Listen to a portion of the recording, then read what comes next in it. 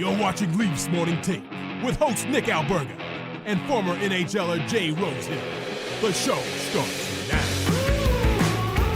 All right, what's good, everybody? Presented by Bet365. It's time for the Friday edition of Leafs Morning Take. Yesterday really felt like a Monday, Rosie, but this is the final show of the week. What's up, buddy?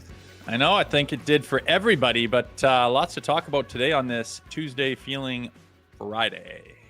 Very well said. Open an account with Bet365 today and bet on a huge range of markets, whatever the moment. It's never ordinary at Bet365. Use code NATION, all in uppercase today. Waiting for the Hockey Canada Summit that is going to transpire, whether it's today, tomorrow, 6 months from now. They lose in the quarterfinals of the World Junior. Just think about that. So is the board, the conglomeration of hockey minds, going to tell us what happened or what? Jesus, man. I think that thing's in shambles and it needs an absolute overhaul. Maybe you take over. Can you imagine? No, I can't imagine that, actually. But yeah, you're right. It's just really, really confusing how we got to this spot. I try to think better of the situation. I'm not specialized in junior hockey, but a couple weeks back, they did raise some eyebrows when they selected the team. And everywhere I looked, including when I'd go just hang out with buddies, they'd be like, they left this guy off, this guy off, this guy off. Like it felt like 6 or 7 marquee names in CHL action in hockey right now were not on the team. And surprise, surprise, this team could not score goals, Rosie.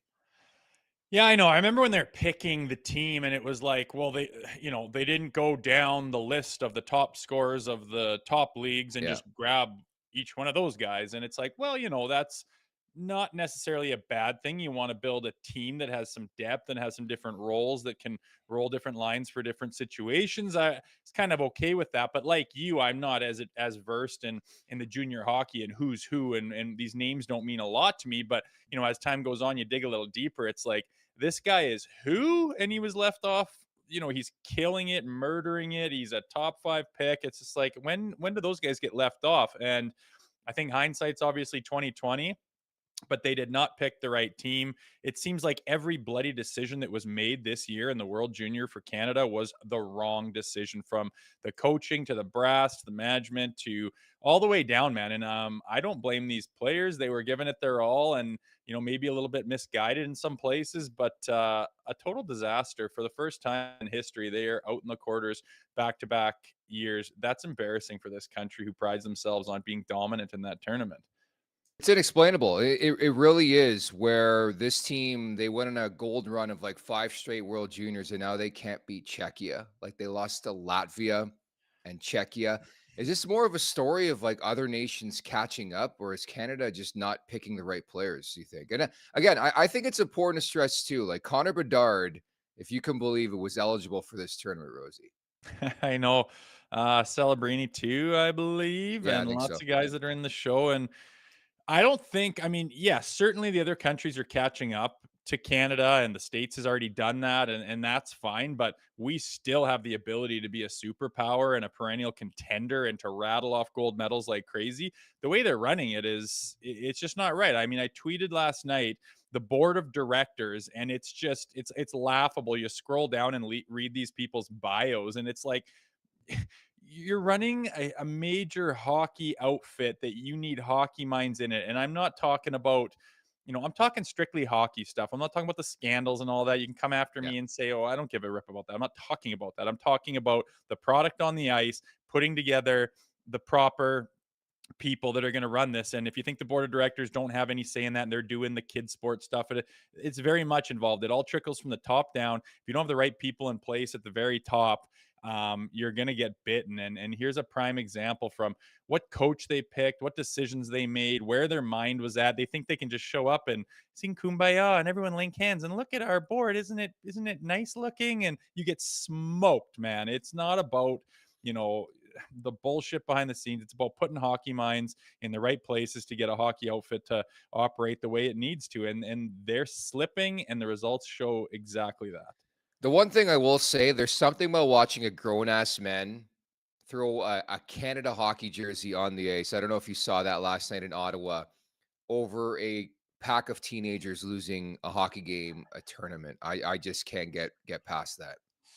I know it's funny. It's a U20, like I Canada, of know. course. I still struggle with the U11, U13. I still call it bantam, midget, peewee, all that. But it is a U20 tournament, and it means a lot to Canadians. And it's more than that. It's this tradition around Christmas where during the holidays it starts, and that music and the pride that we have. I mean, let's be honest, we don't have a ton to be proud of in Canada, especially in the last handful of years.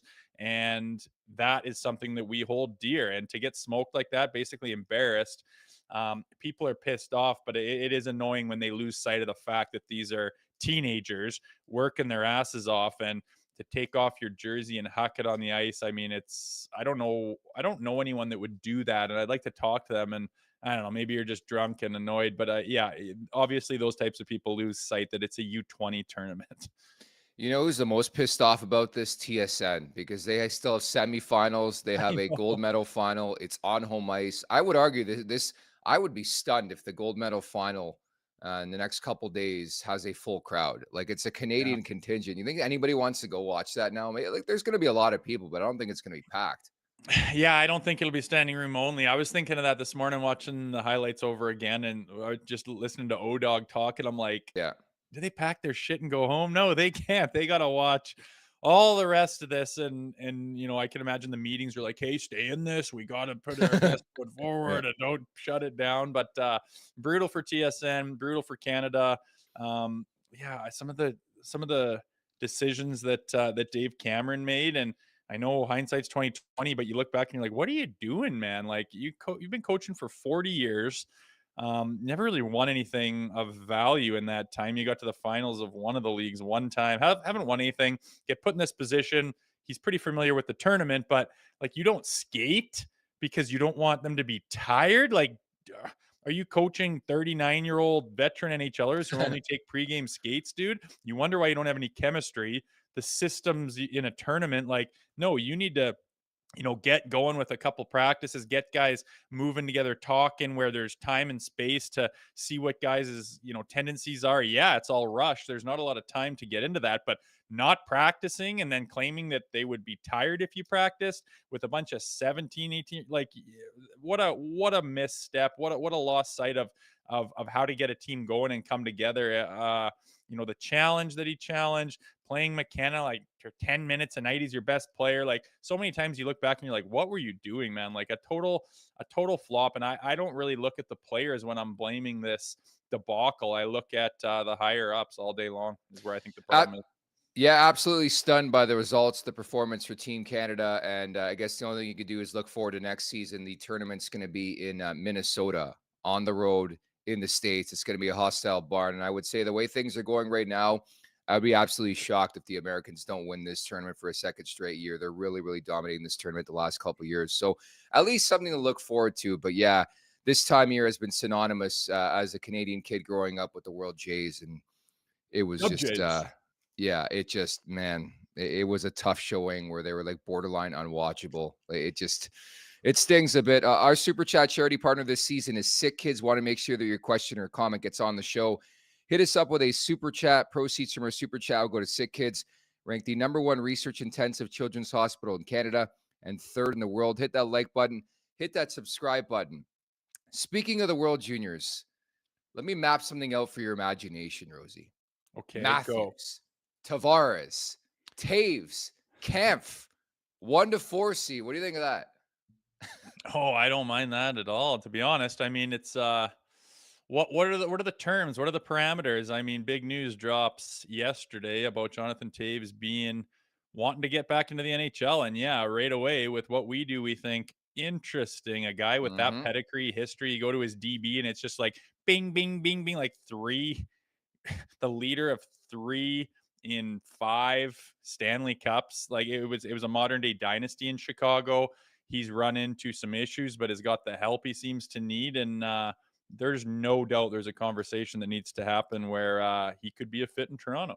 So, in case you missed it, Frank Saravalli dropping a bit of a bomb yesterday in his coverage, whether it be over with Daily Faceoff or the Amazon Prime broadcast, that we heard about this GQ article from a couple weeks back. Jonathan Toews in a healing process, on a healing journey from an immune system In fact, he recently spent a few weeks in India undergoing procedures and stuff like that.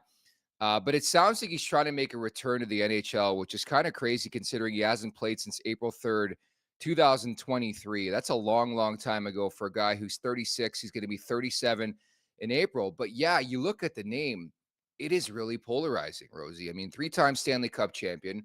I would argue he's probably the clutchest player I've seen in the last 20 to 25 years. Like he's scored that many big goals. We just talked about the World Juniors. He starred there. Like everywhere he has won gold medals, this and that. Like on paper, it makes a lot of sense, doesn't it? Yeah, and it just clued in how you rattled off those centermen, and one was kind of sticking out a little bit. But hey, You missed that. that's a fourth liner, baby. But yeah, it's interesting because I don't think like no one's saying we're going to get him and expect him to be Jonathan Toews of 2010. Okay, no one's saying that. But he comes in with his pedigree, his ability, his history, his experience. You think that this team has had trouble playing the right ways and committing to a system that works in the playoffs. Here's a guy that knows it better than anyone who could put skates on, who's capable of still playing. And he could potentially come to you for what? We talk about Max Pacioretty coming on a PTO and you taking a chance on him that doesn't cost you anything, and oh lo and behold it works out quite well. Here's another scenario where I don't know what he's going to demand. I don't know how much interest is going to be. Yeah, he's a bit older, he's completely rusty, he hasn't played in 2 years.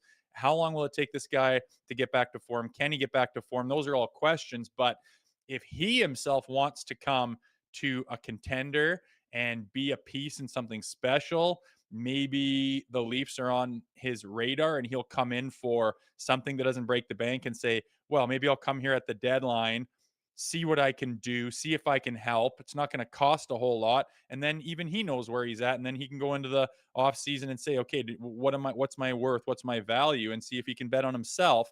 I think that's another scenario where it might not, depending on all the interest from the rest of the league, cost them a whole lot. And you can see if that works. Will they have that luxury? I don't know, but it's very intriguing because just of all the things I mentioned, man, his pedigree would be phenomenal if if it's just in the locker room itself. And then I have a feeling that he could still play smart. I mean, look at Jonathan Tavares right now. Yeah. He's killing it, playing the right kind of hockey at his age. I think it's a risky proposition to begin the conversation. I think in a perfect world, he fills that third line center position. But for a team that has aspirations for a Stanley Cup this year, you can't bank on a guy again who hasn't played almost in 2 calendar years. Granted, he's got the track record, the resume. The key info here is that he's resumed skating, is feeling the best he has in years, according to Frank Saravelli. He's back to playing weight, which is great. But the key quote I saw, they're not entirely sure yet whether Toews might try and resume playing this year, in which case he'll have to be on a team's reserve list by the trade deadline on March 7th, or if this is something that will wait until next year, because I think that's the important thing to stress is Saravelli actually listed the Leafs, Jets, and Avalanche as three teams to watch on this front. Yeah, people that could use his service at that line. I'm not saying let's trade Matthew Nyes for Taves. I'm not Well, saying that. that's the bonus of all this, in my opinion, is that you would Exactly. just sign the guy, have to give up no assets. I love that aspect. It's amazing, and Yeah. it's very intriguing because of his pedigree and and you're not asking him to take Mitch Marner's job. You know, you're slotting a guy into a very needed position at our 3C, having him play in the bottom six. Do you know how smart he is? Do you know what his hockey IQ is? I mean, that hasn't gone anywhere. If he's missed a step or has a little bit of rust, well, so what? He's still going to be better than any 3C potentially that you could put in that slot. So um, it's interesting, man.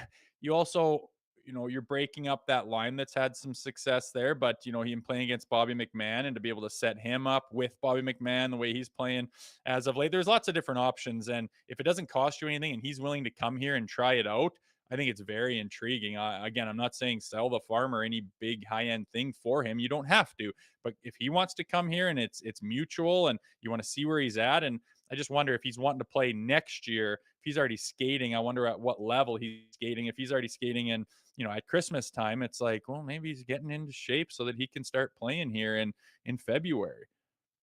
There's no doubts in my mind that the Leafs, who have been attached to the hip of a variety of these sort of veteran players the last couple of years, Pacioretty, Patrick Kane, just speculation on my part, but they've probably seen the guy skate already or had a glimpse at Jonathan Toews on ice already. So I think it'll be a calculated decision. I think everybody and their mother is going to be in on this guy. I know we've listed 3 teams here, but any contender who has the opportunity to get Jonathan Toews, I think would be all over it. But I do think it is a risky proposition. And I love the fact that you were attached beyond belief to this newfound third line that's had, what, 3 or 4 good games together, that you're thinking down the road, playoff time, they're still going to be together. Because I say, Oh, I think I don't see really? why not. I mean, I don't see why not. That you're looking for chemistry. Bobby's coming into his own. Even Robertson, you look at his numbers, it's like, hey, his numbers are starting to shore up to You're against sold. games played. No, I'm not. I'm just saying they've found something that clicks, and there's a reason they're together. It's been more than 3 games that they've been playing, and as time keeps, the weeks keep ticking by, and if you're looking at every other game, they're a contributing factor. That's what you're looking for out of a bottom 6 and out of a third line. But yeah, when you have the potential of Jonathan Toews coming in, I think that it's very intriguing, and yeah, I imagine there would be a fair bit of interest in him, but I don't think anyone's going to know whether they went and watched him skate on an empty sheet. That doesn't tell you shit. Yeah. I don't even think Yeah. he has any idea how he's going to look or feel in the NHL if he ends up putting a jersey on and getting reps. It's an experiment that you're going to have to try. It's a very unique situation of a guy that has his pedigree, who hasn't skated in 2 years, but is not, technically he's not 42 years old. You know what I mean? I think it's very intriguing and it's very unique, but I would be certainly interested in him. Yeah, screw it. Let's get horny about it in Toronto. We'll see what transpires. And I think the cool thing about it, there's a potential maybe we go down to Nashville for the first ever TLN Nation vacation, and Jonathan Toews is wearing the blue and white of the Toronto Maple Leafs. Maybe a pipe dream, but it's happening Thursday, March 20th to Sunday, March 23rd, 2025. First time ever TLN Nation vacation, live podcast, winery tours. We're taking in the Toronto Nashville game at Bridgestone Arena. And of course, this promises to be the trip of a lifetime, folks. We can't wait. We're offering 2 packages, one with flights, $24.50 plus tax, one without, $12.99 plus tax. Hotel rooms are double occupancy, so keep that in mind. But this trip's coming quickly. I can't wait, Rosie. Yeah, coming down the barrel. People have signed up. We're going. It's gonna be fun. I like that city. I like to get out of the cold. Oh, yeah. I like to get down a little. I mean, if you haven't been to Nashville, it's kind of a spot you have to go now. It's very welcoming. There's no cover charge at the bars. You just walk down Broadway and pop into these places, and the talent that's in there, whether you like country music or not, I just can't even believe that every person I look at isn't signed to the biggest label, because there's so much talent out there. Then we're going to catch a hockey game, do some stuff at a winery, some live shows, get some guests coming in. It's going to be a blast. So if you're a fan of the show and the Maple Leafs themselves and want to get out of the cold there at those dog days of winter, sign up today. The cherry on top, Rosie, it's spring break. Oh, is it? Mm-hmm. All of a sudden, guys are muting it so their wives can't hear. Oh, I got to go on a business trip, honey. That's the cherry on top for me. For more information on how to book, head on over to nationgear.ca. That is nationgear.ca, or check out the link in our show bio. Life's too short for ordinary vacations.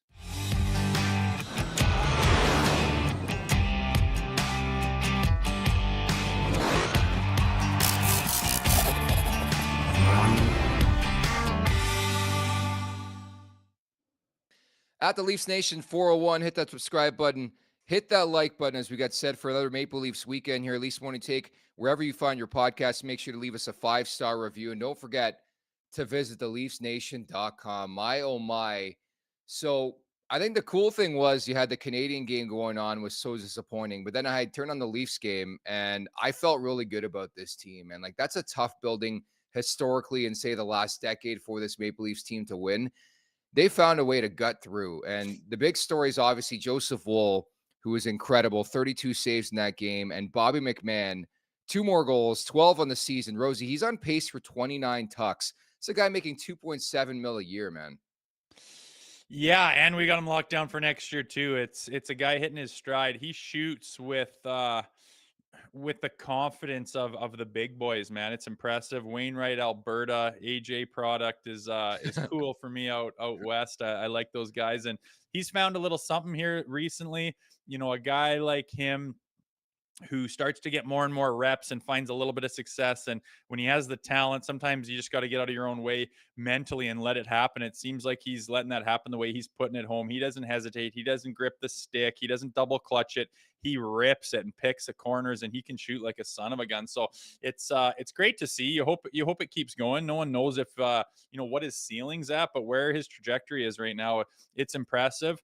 I also think Joseph Wolyk on the previous game, his part in that win was kind of buried, and this is a few games now where he is literally something that the Leafs haven't had in the past, where he just two saves in a period where they kind of get the odd man rush, or shit, they let that lane through backdoor and he gets across, makes that save. That's one that traditionally goes in the back of your net and for the Maple Leafs, and it is deflating and it sucks the win and it puts them behind the eight ball, and they try and they get to overtime and then they lose, and we're having a totally different conversation sitting here. I can't stress how important that goaltending in it is and how great it's been for them this year. And with Stoli still out for a little while, it's a great time for Wool to hit his stride again. And like we've said, if there are injuries with these two guys, which there already have been, they've been ham and egging it phenomenally. And I just can't say enough about the crease so far this year. My apologies for the miswording, by the way. I've been corrected in the chat. As we all know, it's 2.7 total over 2 years, a 1.35 mil cap hit for Bob McMann, which is an insane signing. I just think he's got like this deceptive speed to him. The power game is something this team has needed. And you're right. Like, I think he shoots the puck with authority. Like every time Bob McMahon has the puck on his stick, it seems like he's looking to do business on net, right? And I think you can't say that for some of the players on this roster. I love that he has sort of that shot mentality, and you combo that up with that speed. I think it's just been really difficult for the opposition, not only to keep him in check, like defensively, but to know when that shot's coming too. Yeah, and yeah, you nailed it on the head. When he loads that thing up, some guys are kind of like rushing it, and you can see, like, if you freeze frame, there's a little bit on their face. You can kind of see like it's kind of a hoping, oh God, like hopefully this, and he just furls his brow and just boom, wires it home. I think Wool said after the game he's got a quick release that comes off heavy, Mm-hmm. and the biggest thing to me is accurate. Like to lean on that thing that hard and put it right at that elbow is impressive, and he's done it more times than you need to see to know that he's got it in him. And to play that way with his speed, if you start like mucking and grinding a little bit and getting in people's faces and standing up for yourself and your teammates and finishing the hits, and holy smokes, like there's a guy that could go on a deep playoff run, and you look back and you go, there's a guy that was playing above his contract, who was a big part of our team depth and was a difference maker in the playoffs. And one game in a series, and he does something like that. That's what you need. That's what all the teams that go the distance have. And it's a guy that's making 1.3 that's playing like he makes 5 or 6. Definition, I think, of an X factor come the Stanley Cup playoffs, in the fact that he can play in the top six, he can play in the bottom six, he can play a variety of different roles. Like even on the power play, dude. I've had enough talking about the PP, but like I'm almost at a point where Bob McMahon could make sense for me on PP1. I think sometimes you have to ride the hot hand. Like the guy has been feeling it the last little while. I know, it's just like, who do you take off? You're right. It's obviously, Anybody.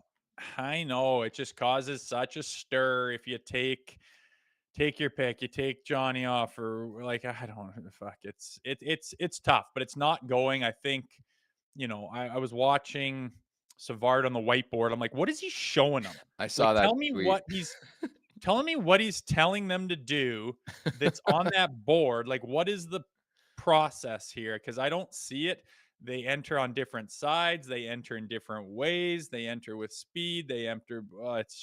It's all over the place, and it just is a recipe for not adding up to any offense. When they do get set up in the zone, everyone's just kind of standing like, get Willie wheeling a little bit and spreading some guys out, and move around, make their box open up. You're trying to move guys to commit to things, to dangerous areas, so much that it opens up a different area, and there's that play that all these guys are willing and capable of making. They're just not. It's odd, man. They're completely stuck, and again, a head scratcher with this PP, but the way he's ripping it, I mean, I wouldn't be against giving him a shot somewhere. I thought it was interesting too. We've been talking about Nylander playing the full 2 minutes on the power play for the last month or so, but it was Marner who got that look, which I like. Like, I think you got to earn that opportunity. Nylander didn't have his best game. I think he hasn't scored in a couple now, and Marner was moving a bit, and it paid off for them. But I like giving the opposition a couple of different looks, especially for a power play that's struggling the way Toronto's is. Oh, I wouldn't argue with any changes they made at this point. I mean, Yeah. you got to throw shit against the wall and see if it sticks. And right now, nothing's working. So any changes will be welcome.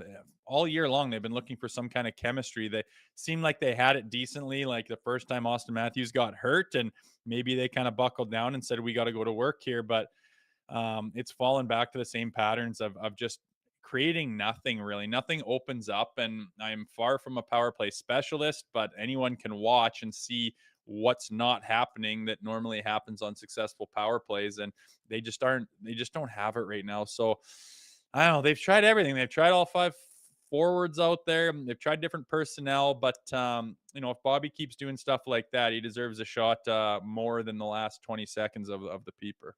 It was a weird game for me, like, watching it, I'm like, there's something in the water in that building, like, some of the heinous D zone turnovers, the Tavares one, the Marner one, I'm sure we'll get to the video of Nylander and the lack of back check on the Islanders' goal, like, I don't know, did you look Marner looked around after he made that pass in front, like, late in the game with the net pulled, and, Joseph Woll had to make some big ass saves in that game to keep it close.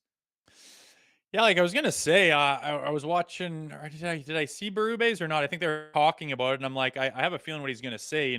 Great job by Wall. You got the win at the end of the day. Bobby McMann stepped up. That's great. But at the end of the day, they didn't play phenomenally. There was, if Joseph Woll doesn't play like that, you lose the game. If Bobby doesn't rip two, I mean, are we going into a 1-1 tie here, or do you lose 1-0? Someone's got to step up. It's, you got the job done. I'm not trying to be negative, but they didn't Yeah. play particularly fantastic. I don't think they played that north-south hockey that Berube likes. They didn't, take care of the puck in their end.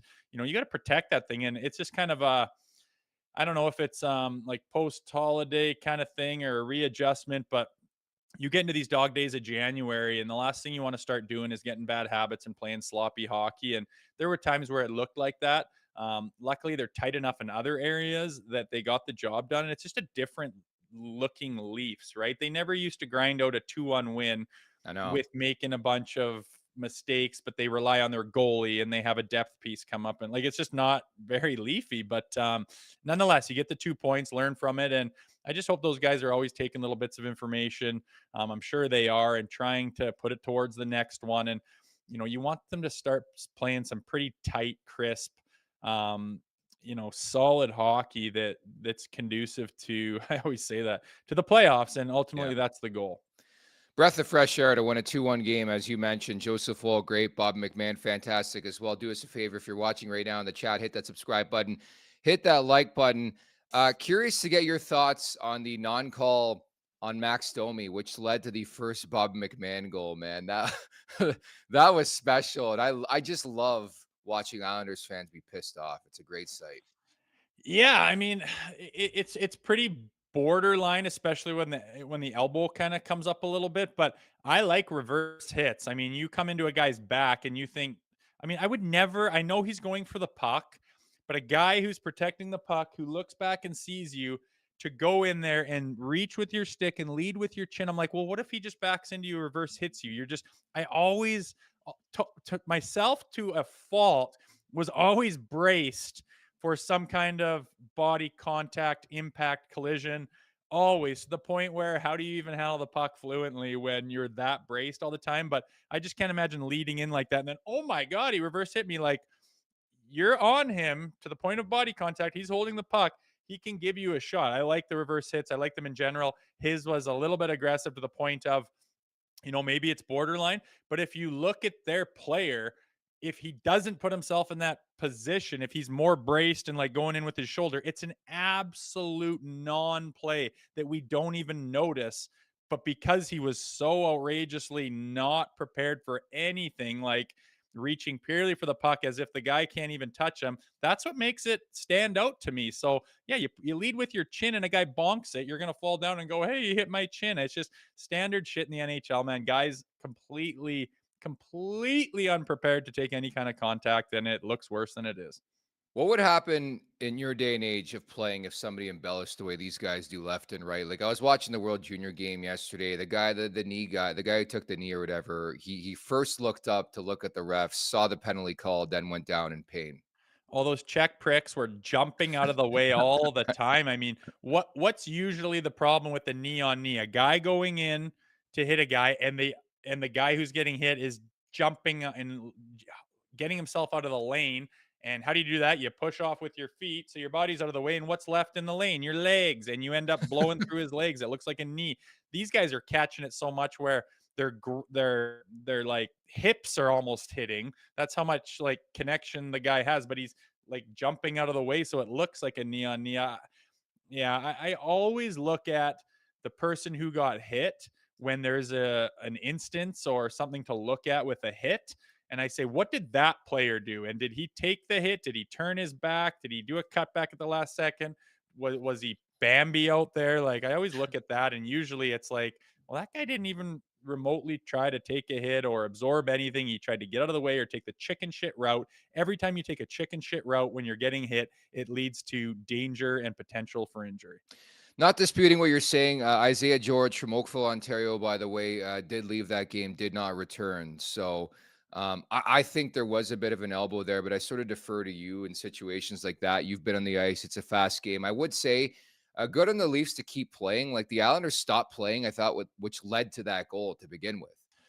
Yeah, typical entitlement. Hey, I didn't like what happened. What? I'm just going to stop playing. Like back in the day, you look at the ref and you're yelling, but you're still like playing. He Yeah. just leaves the ice. Everyone's looking around. Here comes Bobby right down Broadway. Wow, like fucking suck it, man. Like play hockey. Stop bitching and whining. Sometimes they miss a call or don't see it, or maybe they don't see it the same way you do. If you don't play, like there's nothing worse than being super pissed about a call that didn't go your way than not playing anymore and just assuming they're going to blow it because you think it should be blown down and they bury on you. Oh, it's nice when you're on the other side of that, but it's brutal when that's your team that does that. Tell you something, our guy Zach Phillips is going mental in our group chat on the Islanders goal. Man, the Leafs are swimming around the last 5-10 minutes there of the second period, but the lack of D zone coverage by some guys who make a lot of money. It wasn't just Marner, it was Nylander. Just lost assignments. What was your breakdown in this goal, man? It was something Well, special to watch the fly out of the zone too. well, watch the thing I was watching. Like, I didn't even quite see the fly out of the zone thing, but Marner, Yeah. it's got no stick. So automatically, like, your positioning is everything. You have to at least be in the lane to be a deterrent. Who's the most dangerous guy? Through the seam back door right there. And he's touching shoulders. Look at this. Dude, look at like Marner. You're this defensive guy, this penalty killer. People are going to go, oh, we had no stick, Jay. All the more reason to be in the right bloody spot. You don't even have a stick. Why is he touching shoulders? Why are you double teaming the guy way up at the point, the least dangerous guy? And I'm the whole time I'm watching, I'm like, Mitch, like you can just see it, like the most obvious thing in the world. Backdoor, boom. Oh, and Wall almost had it too, which would have been unfriggin' believable. But yeah, that's just and he's tired. I get it, but when Mhm. you're tired and you don't have to stick, you got to stay put in the most effective place possible and just take up the most room that you can and be in the most dangerous lane. Instead, he goes shoulder to shoulder out to the point with the guy. Of course, they feed it back door and hammer it home. A little bit of a brain fart, but I'm not trying to pile on Mitchie, but certainly there was some breakdowns there. Yeah, I was gonna add. I mean, you do stupid shit when you're tired, Yeah. regardless of the sport. Like we saw with John Tavares, the flip out in the first period where he just a muffin right up the middle. We saw with Mitch just trying to clear the puck. Like it's just the beauty of sports. I think in general, when somebody's tired, they're fatigued, and they're trying to get that puck out in hockey specifically. You don't know how your body's gonna react, and I think to defend Marner a bit. Not that you're ripping on the guy, but I think he was just so gassed. And we saw a couple moments in that game, Nylander as well, where it just like so tired, you can't make that extra effort to get that puck out of the zone. Yeah, it's quite funny. I've never, I don't think if you've played sports that you really could understand. Like, you can't go in the gym and just punish yourself to your huffing and puffing when you're playing sports. there's desperation going around. You have an objective to try to fulfill, and the other team's piling on, and you're exhausted. It's so odd. Your brain just shuts off, and you can't, and you don't know if you should go or not. Every step, that every stride you take is like detrimental to you. So you got to Mhm. kind of pick your spots. And then if you get an opportunity, you're almost just like panicking to get it. It's a funny thing. You see it all the time when guys are gassed, they just make bonehead plays, flip it into the crowd and just take the penalty. It's tough, but it's just human nature. Your brain shuts off when you're that gassed.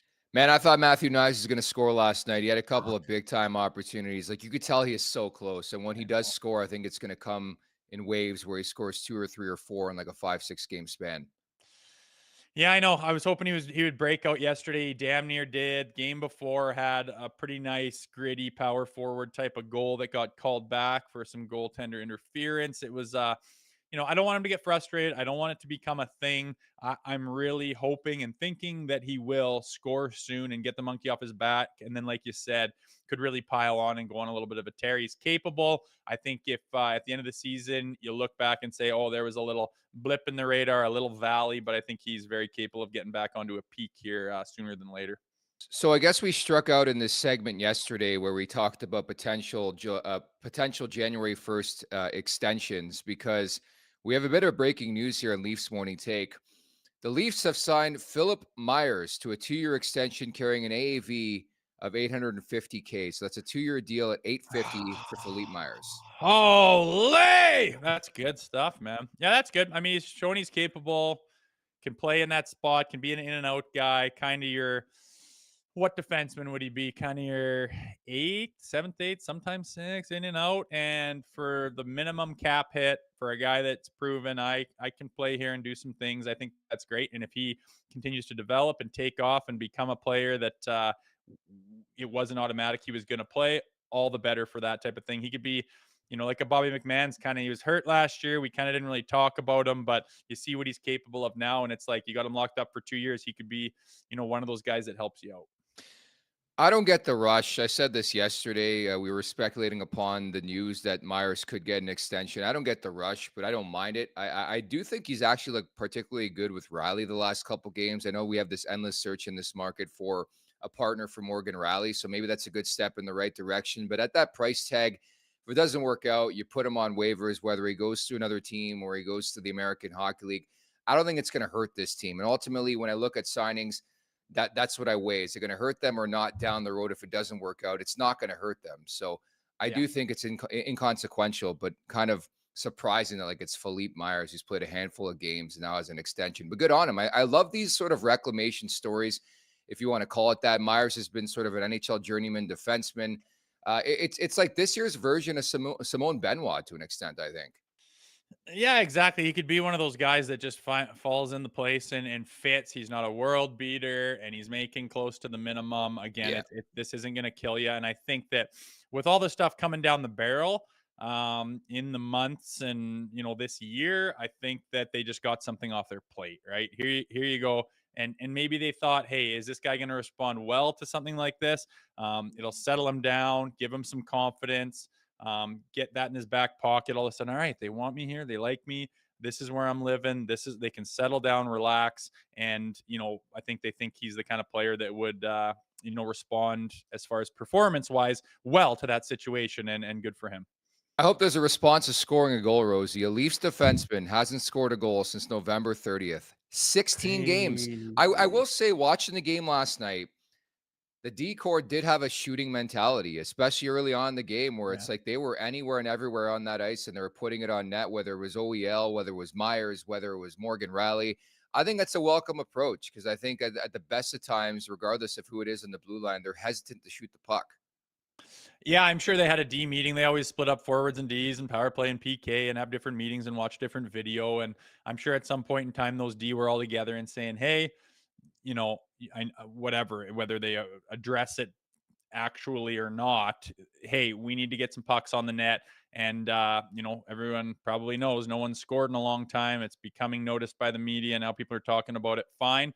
Get those pucks on net. And yeah, I totally agree. At the very beginning there's a little little portions of the beginning of the game where that could easily go back down the wall or something. Instead, you rip it at the net. Nice low hard shot, could bounce off all kinds of things.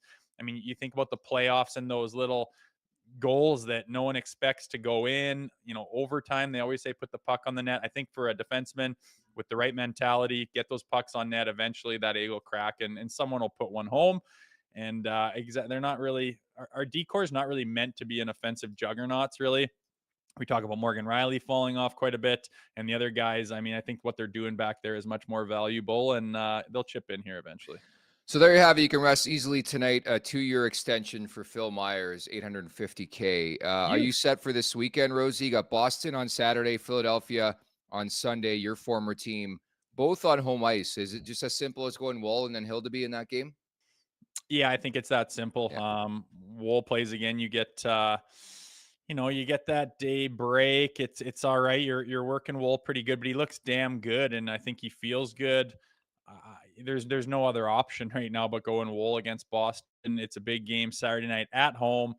You really want to get their number and start to pile on and start to show that the tables have turned and we're the beast now, and you're going to struggle with us. And that's what the message is they want to send on Saturday. And then, getting a opponent that doesn't quite have the same jam as the Bruins and what that means, give Hildebeest a shot here, see if you can get them. I'm kind of interested to see Philly too and see how those guys play. It's been a while, but an interesting weekend for sure. Watching the Flyers game last night, they have some crease concerns. They were over in Vegas last night, and they got like 3 different guys right now, just can't get a save. Sam Ersson, who was their number 1 last year, was really good, banged up right now. They got this Kolosov kid. They got this Fedotov kid, a couple Russians in the mix. They can't make a stop, and could only wonder how John Tortorella feels about that. But your point to the Boston game, I feel like it's a swing game, so to speak. So in the standings right now, it's great to see the Maple Leafs first in the Atlantic Division at 50 points after 39 games. Boston, Toronto's got a game in hand, by the way, on the Bees, and they're 6 points up on Boston. You win that game in regulation, you're 8 points up on the Bees with a game in hand. Just think about that. Yeah, that feels nice, doesn't it? Yeah. I think in this market, everyone, ourselves included, get hyper focused on the playoffs. And yes, that is the only thing that matters. And they could do anything in this regular season. And if they get bounced out in the first round, it really doesn't matter to anyone. But, while we're in it, it's nice to look and say, look at this team. Like, they are consistently rattling off points. We are above Florida, who I always just, hail as the, the template for building a hockey team in this league. Ahead of them, like you said, the lead on the Bees, it's impressive, and I want them to continue on that journey and keep the separation going. It'd be nice to have a 4 or 5 point lead on Florida, make that gap against Boston even bigger, and just kind of start to, I don't want to say run away with this division, but solidify yourself as the big dog in it. Create some separation, I think, is what you're looking for. I don't expect Matthews to play this weekend, do you? I don't think he's going to play for a considerable amount of time. I really don't. Yeah. The reasons you got to read between the lines with the little bit of information they give you. I think there's a reason they're not giving you screw all for information. I think you read the writing on the wall. He's pretty much hurt in training camp, tries to play through, doesn't look like himself, gets taken out, but he's still skating, then stops skating, then goes to a specialist, then tries again, still doesn't look like himself, then pulls himself out completely, finally gives some comments that do not look positive. Why the hell would he play this weekend?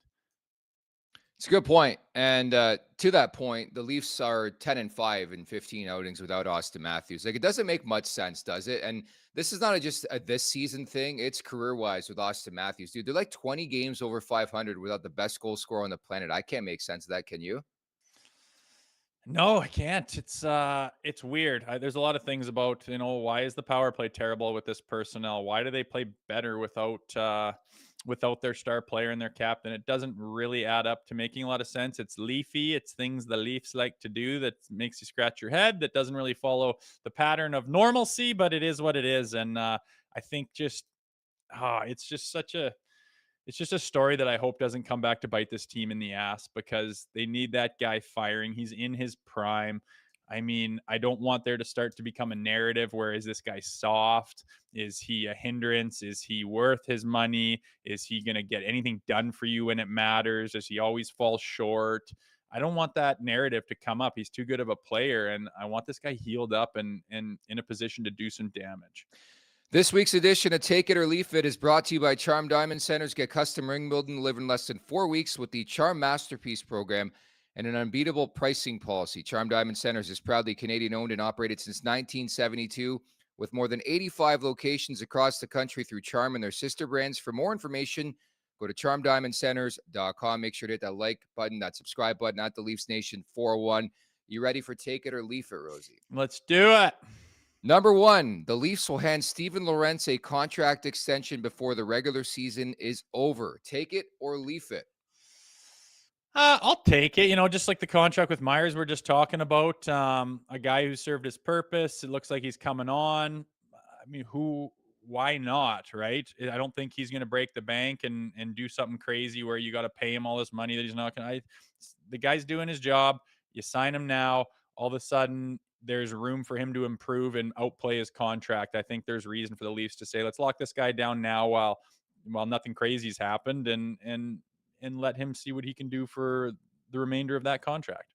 I will go with take it, and it's more so because I just saw Phil Myers. Phil Myers signed a two-year extension, which leads me down the road of like when they like their guy, they're going to re-sign their guy. They're in love with Steven Lorentz. It's clear. I think he's beneficial for that bottom six. So I'll say take it. I think he signs an extension at a very affordable price. I still can't get over the fact that nobody else wanted Steven Lorentz. He had to come in, on a PTO, earns his way on the squad, and has been a really, really good addition to this team. But it's all about extracting and finding value. In the Maple Leafs, this iteration, this brain trust, this management team has done a really, really good job of finding valuable players at cheap price tags, and I think they should be commended for that. Number two, the Leafs can win the Atlantic Division even without Austin Matthews. Take it or leave it, Rosie. I take that. They're leading it right now, and he has not been a major factor. He's about a point a game for what he's played, but hasn't really been himself, and they seem to be able to operate without him. So if they do shut him down for a considerable amount of time, I do not think that means the division is going to go bye-bye. I'll go take it too. They're 10-5 without Austin Matthews. We talked about the numbers. They're like over 20 games, over 500 lifetime without Austin Matthews. It doesn't make much sense, but I think, commendable shout outs, kudos to like Mitch Marner, Tavares, Nylander, always seem to elevate in the absence of the captain. And for some reason they play a team game. So I think they're able to do it. I mean, it just shows you how good this team is that you're missing a guy who scored 69 goals last year, and you still have the ability. Hell, you're in first and you haven't had him for 15 games. Like, it really is an epic story. Yeah, it's wild. I don't totally understand it, but I'm happy it is the case. And like you said, those other three guys step up. It shows the amount of talent that's on this team. And, it's unfortunate those guys got to put the team on their back and make up for the lack of production in his absence, but they seem to be able to do it. So hats off to them. I still think the division is on the table, even with him out for an extended period of time. Number three, the final one. Canada is no longer the number one hockey country in the world. Take it or leave it, Rosie. I'm leafing that. I don't agree with it. Yeah, they have a big hiccup. They have a skid mark on their record right now, getting bounced for the first time in 30 years, back-to-back times in the quarters. I think they need a top-down rebuild. They need to get actual hockey minds in there and not a friggin' HR department running the show. And I think that they need to make smarter decisions. But you can see it in the World Juniors.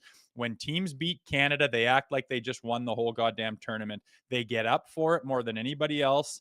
They are more excited when they beat them, and they think that it's their ticket to going all the way if they can beat the mighty Canada, which isn't that mighty right now. But I don't think that means that they have lost their I don't want to say throne, but their superiority in the world hockey stage. Canada is still a beast. They just need to make some adjustments and figure that ship out.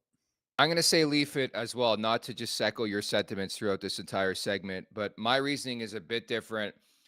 Connor Bedard could have played. Celebrini could have played. Like, I mean, not making excuses, more excuses than we already have about the roster. But this is like marquee talent where like a Bedard plays in this tournament. You're winning every game by 6 goals. Like, I'm sorry to break it to U.S. fans out there, but it wouldn't even be close.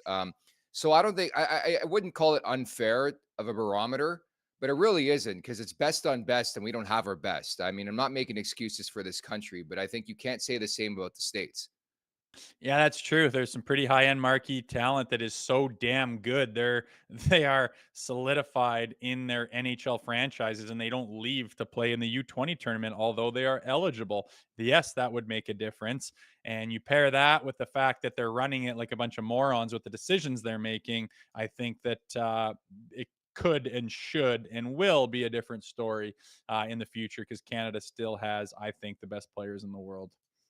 Yes, I agree with you on that front. We got a super chat in support of Sick Kids right now. SEO Sanganim, I hope I pronounced that right. Apologies. Thank you so much for the super chat in support of Sick Kids. Hockey Canada is the problem, not Canadian hockey. Would you agree with that sentiment, Rosie? Yeah, like I said, you go down the board of directors and it's like it looks like all former HR directors, and they're just there to show in their bio all the bullshit that doesn't have anything to do with running a hockey organization, and it's blown up in their face, just like every other company that's done that. Yes, it's blown up in their face and cost them. You put the best people for the job in the positions to have success. It's as simple as that. I don't care if they're old or if they're young or if they're a man or a woman or what the deal is. You need to do a job. Who's the best person we can get for this? It's too important to people and to our little country that puts a lot of pride in this one specific thing. You can tell we're talking about people chucking their jerseys on the ice and stuff for a teenager tournament. It means a lot. And I think it's too important to go down the bullshit road and make the poor decisions that they've made lately. And hopefully the powers that be can see that and realize that we need to get this thing back on track.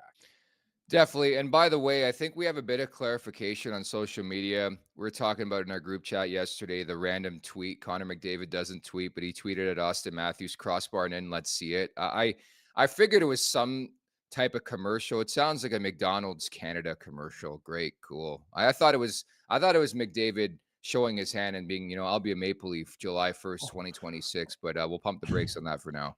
Oh yeah, that would be a Connor McDavid thing to do, to throw some weird Taking thing my on the talents back home, damn it. It's happening, Rosie. game. Good. Yeah, he's the opposite of LeBron James. I promise you there won't be a decision made some point that him standing on a stage talking about his talents. Yeah, I saw through that one right away, which I don't normally do on Twitter. Dude, shit's erupting in our chat. A lot of Trudeau conversation. People don't want politics chat, man. I don't know how it got to that level, but Who mentioned Trudeau? a bunch of 'Cause I different didn't. people. No, it's not us. I think people are just going back and forth about politics in the chat now. Somehow we talked about Hockey Canada, got to Trudeau. Yeah, well, it's the People world are we live in, blaming man. Trudeau for this loss. Very Do not. blame Trudeau. Okay, I'm on with that. Whatever. It's Of course you are. it's a very very divisive time in everyone's lives. It is what it is. Hopefully, it gets rectified soon. KPG, I mentioned Trudeau. Okay, there's your answer. I love when somebody's the captain, they put their hand up. I appreciate that. It's time for the last call. By the way, is Lisa in the chat today? Did we get clarification on which Leaf she dated? She was 62. She was talking about it in the chat yesterday. I don't think she's there today. Lisa, if you're in the chat, please pipe up. We want a resolution before the weekend's out here. It's time for the last call, brought to you by Bet365. Open an account with Bet365 today and bet in a huge range of markets, whatever the moment. It's never ordinary at Bet365. Use code NATION. All in uppercase today. That's Nation, NATION. Any bets you like this weekend? The Leafs home to Boston on Saturday, home to Philly on Sunday, Rosie. Oh, I thought we had to pick today's game.